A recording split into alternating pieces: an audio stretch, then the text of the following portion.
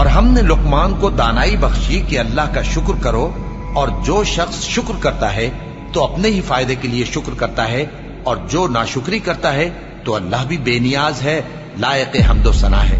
اور اس وقت کو یاد کرو جب لقمان نے اپنے بیٹے کو نصیحت کرتے ہوئے کہا کہ بیٹا،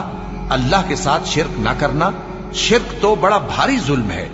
اور ہم نے انسان کو، جسے اس کی ماں تکلیف پر تکلیف سہ کر پیٹ میں اٹھائے رکھتی ہے، پھر اس کو دودھ پلاتی ہے، اور آخر کار 2 برس میں اس کا دودھ چھڑانا ہوتا ہے، میں نے تاکید کی ہے کہ میرا بھی شکر کرتا رہے اور اپنے ماں باپ کا بھی،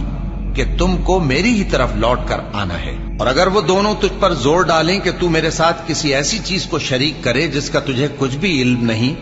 تو ان کا کہا نہ ماننا، ہاں دنیا کے کاموں میں ان کا اچھی طرح ساتھ دینا، اور جو شخص میری طرف رجوع لائے اس کے رستے پر چلنا۔ پھر تم کو میری طرف لوٹ کر آنا ہے، تو جو کام تم کرتے رہے ہو سب سے تم کو آگاہ کر دوں گا۔